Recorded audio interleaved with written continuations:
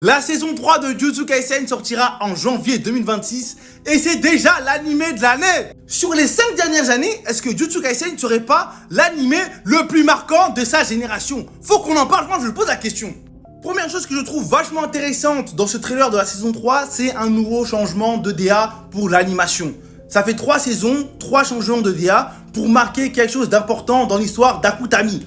Saison 1 et 2, t'as vu une DA plus lisse avec un retour avec le flashback de Gojo, qui était un truc plus chill, plus détente, plus friendly, mais qui était assez sombre. Mais t'avais vu des traits et des chara design plus lisses. Là, on peut le voir, c'est un peu plus sombre. Là, t'as Itadori saison 3 et Yuji saison 3. Vous voyez bien que c'est un peu plus marqué au niveau de leur visage. Ce qui est logique parce qu'après Shibuya, c'était tellement la merde que le poids de la vie est tombé sur eux.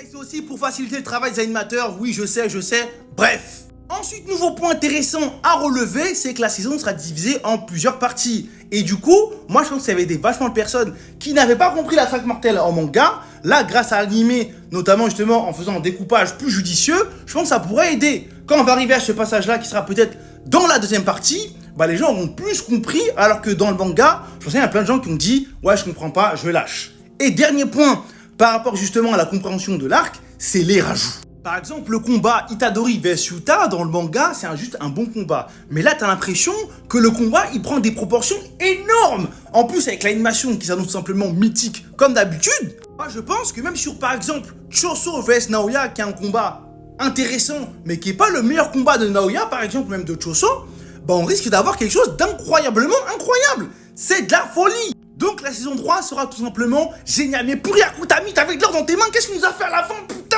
merde.